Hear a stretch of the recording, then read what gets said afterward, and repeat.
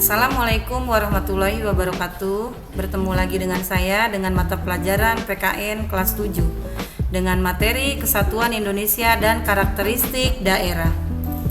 Dengan capaian pembelajaran menentukan wilayah negara kesatuan Republik Indonesia dalam konteks wawasan Nusantara. Yang pertama, wilayah negara Indonesia. Ada beberapa pendapat yang berkembang dalam diskusi tentang wilayah Indonesia.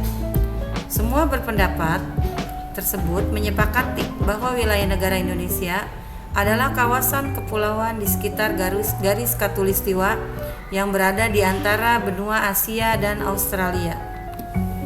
Perbatasan wilayah. Soekarno sependapat dengan Yamin. Mengutip kitab Negara Kertagama yang ditulis Empu Prapanca sekitar tahun 1365, Soekarno menyebutkan wilayah kekuasaan Majapahit juga sampai ke daerah Papua. Karena itu, menurut Soekarno, wilayah negara Indonesia mencakup daerah-daerah dari Sumatera hingga Papua. Penetapan wilayah. Perbedaan pendapat tentang wilayah tersebut terjadi dalam sidang BPUPK. Oleh karena itu, BPUPK Rajiman Widyodiningrat lalu memutuskan melakukan pemungutan suara untuk menetapkan wilayah negara Indonesia. Yang pertama, seluruh Hindia Belanda. Yang kedua, seluruh Hindia Belanda ditambah dengan Malaya, Borneo Utara, Timor, dan Papua. Yang ketiga, seluruh wilayah Hindia ditambah Malaya dan Borneo Utara. Batas wilayah. Dengan demikian, batas wilayah Indonesia sebagai negara ada batasnya pula, baik di selatan, timur, utara, serta barat. Wilayah Indonesia dilewati garis khatulistiwa, maka Indonesia terletak di belahan utara dan sebagian lagi di belahan selatan bumi. Para ahli geografi menyebut letak itu berada di 6 derajat lintang utara sampai 11 derajat lintang selatan. Sedangkan dalam pembagian belahan barat atau timur, wilayah Indonesia berada di belahan timur bumi atau disebut dengan 95 sampai 141 derajat dari bujur timur. Yang selanjutnya, Indonesia sebagai negara kesatuan. Indonesia merupakan negara dengan luas mencapai sekitar 1,9 juta kilometer persegi dan banyak memiliki daerah. Kalau setiap daerah akan dikelola dengan aturan sendiri-sendiri, maka negara seperti itu disebut negara serikat atau negara federal. Contohnya adalah negara Malaysia dan Amerika Serikat. Sebaliknya, kalau semua daerah diatur dengan aturan yang sama yang ditetapkan oleh pemerintah pusat, maka negara seperti itu merupakan negara kesatuan seperti negara kita, yaitu negara Republik Indonesia pada saat ini. Ciri-ciri negara kesatuan. Untuk mengenal tentang negara kesatuan, tentu perlu mengenal ciri-cirinya terlebih dahulu. Di antara ciri-ciri negara kesatuan adalah bahwa negara itu memiliki yang pertama, satu pemerintahan pusat yang memegang seluruh kekuasaan. Yang kedua, satu undang-undang dasar yang berlaku di seluruh wilayah negara. Yang ketiga, satu kepala negara dan kepala pemerintahan untuk seluruh rakyat. Yang keempat, satu badan perwakilan yang mewakili seluruh rakyat, dan undang-undang dasar atau konstitusi yang berlaku juga satu. Seluruh undang-undang serta peraturan mengacu pada undang-undang dasar yang berlaku. Dalam hal ini, Undang-Undang Dasar Negara Republik Indonesia tahun 1945. Pembahasan negara kesatuan. Dalam negara federal, setiap daerah menjadi negara bagian yang memiliki pemerintah dan diatur dengan undang-undang sendiri. Semuanya bersatu dalam satu negara. Menurut Hatta, bentuk negara federal atau negara serikat itulah yang lebih cocok dengan Indonesia yang memiliki suku bangsa, budaya yang sangat beragam. Dengan menjadi negara serikat, setiap daerah akan lebih merdeka mengatur daerahnya sendiri. Kelahiran Negara Kesatuan Republik Indonesia. Pada tanggal 17 Agustus 1945, bangsa Indonesia menyatakan kemerdekaan dan membentuk negara Republik Indonesia. Pernyataan tersebut dilakukan melalui proklamasi kemerdekaan yang dibacakan oleh Soekarno dan Hatta di Jalan Pegangsaan Timur nomor 56, Jakarta. Kelahiran Negara Kesatuan Republik Indonesia. Pada tanggal 17 Agustus tahun 1950, pemerintah menyatakan Indonesia kembali menjadi negara kesatuan. Daerah-daerah yang menjadi negara bagian berganti menjadi provinsi-provinsi. Kemudian amandemen keempat pada tahun 2002 di pasal 37 Undang-Undang Negara Republik Indonesia menegaskan khusus mengenai bentuk negara kesatuan Republik Indonesia tidak dapat dilakukan perubahan. Persatuan dan Kesatuan Indonesia. Yang pertama, makna persatuan dan kesatuan. Persatuan merupakan gabungan atau terikatnya beberapa bagian menjadi satu. Sedangkan kesatuan berarti keadaan berupa suatu keutuhan. Persatuan akan melahirkan kesatuan, sedangkan kesatuan akan menjaga persatuan. Keduanya berasal dari kata satu. Gerakan politik merupakan salah satu bentuk perjuangan mewujudkan persatuan dan kesatuan Indonesia. Ya, organisasi Budi Utomo yang lahir pada tahun 1908 tersebut merupakan salah satu contohnya. Organisasi ini dipandang sebagai pelopor gerakan kebangsaan Indonesia.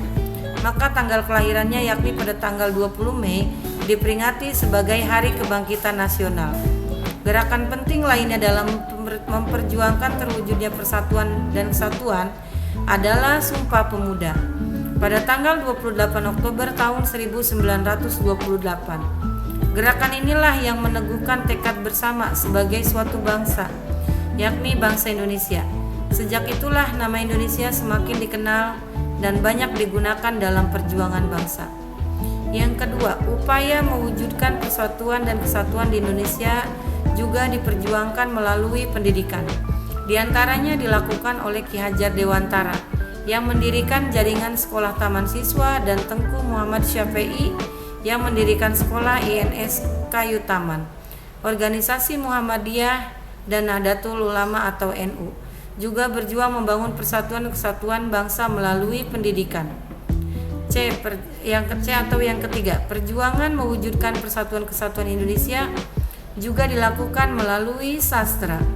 Para sastrawan dari penerbit Balai Pustaka seperti Abdul Muiz, Mara Rusli menyadarkan masyarakat tentang nasionalisme Indonesia melalui novel-novelnya. Hal itu dilanjutkan oleh sastrawan angkatan pujangga baru seperti Sultan Takdir Ali Syahbana serta sastrawan angkatan 45 seperti Hairil Anwar lewat puisinya. Para pejuang zaman dahulu menggunakan beberapa cara tersebut, terutama di masa kebangkitan nasional pada awal abad ke-20. Yang selanjutnya atau yang keempat, karakteristik daerah dalam NKRI. Karakteristik wilayah A. Timur dan Barat. Perbedaan ini didasarkan pada temuan oleh ilmuwan asal Inggris Alfred Russel Wallace pada tahun 1823 sampai 1913 yang menyebut daratan Indonesia terbagi menjadi dua, yakni wilayah timur dan barat. Sedangkan wilayah barat terdiri atas Kalimantan, Jawa, dan Bali, serta Sumatera. Zaman dulu menyatu dari daratan Asia. Maka jenis hewan di wilayah timur berbeda dengan wilayah barat. Di wilayah timur terdapat jenis hewan seperti burung cendrawasih, sedangkan di wilayah barat terdapat jenis hewan seperti orangutan dan harimau. Wilayah timur dan barat disebut memiliki garis batas di Sulawesi yang memanjang ke selatan hingga Selat Lombok menjadi seperti garis. Maka batas itu disebut garis Wallace. Di bagian B ada darat dan kepulauan. Wilayah Indonesia terdiri dari pulau-pulau, baik besar maupun kecil. Di pulau-pulau besar terdapat hamparan yang luas, hingga sebagian penduduknya bermukim jauh dari pantai. Sebaliknya, di pulau-pulau kecil, sebagian besar penduduknya bermukim di dekat pantai. Yang ketiga, perkotaan dan pedesaan. Berdasarkan kepadatan penduduk serta jenis aktivitas kegiatannya, karakteristik di Indonesia dapat dikelompokkan menjadi perkotaan dan pedesaan. Wilayah yang padat penduduk dan banyak kegiatan industri bisa dikelompokkan sebagai wilayah perkotaan. Yang selanjutnya, daerah terpencil dan terluar. Banyak daerah yang terpencil di Indonesia, seperti Kepulauan Mentawai di Sumatera Barat, di hulu Sungai Kapuas, Kalimantan Barat, hingga di pedalaman Pulau Halmahera, Maluku Utara. Sedangkan daerah terluar ditandai dengan kedekatan lokasinya dengan perbatasan terhadap negara lain. Di Provinsi Papua, perbatasan Indonesia melintang dari Jayapura hingga Merauke. Di hadapan negara Timor Leste, perbatasannya berada di Pulau Timur, Nusa Tenggara Timur, dan sekitar Pulau Wetar, Maluku. Sedangkan di Kalimantan, daerah perbatasannya di sepanjang garis utara Kalimantan Barat dan Kalimantan Utara yang menghadap Malaysia. Yang kedua, karakteristik kebudayaan. Karakteristik daerah juga terkait dengan suku dan kebudayaan di daerah masing-masing. Yang selanjutnya, mempertahankan kesatuan dan persatuan. Tentu untuk mempertahankan kesatuan dan persatuan adalah ruang lingkup terkecil dulu. Yang pertama adalah ruang lingkup di lingkungan keluarga. Banyak keluarga yang melakukannya dengan salah satu berusaha untuk beribadah bersama-sama, tidak pernah marah atau mengucapkan kata-kata kasar antara satu dengan yang lain, maupun saling bantu untuk menjalankan tugas keluarga sehari-hari.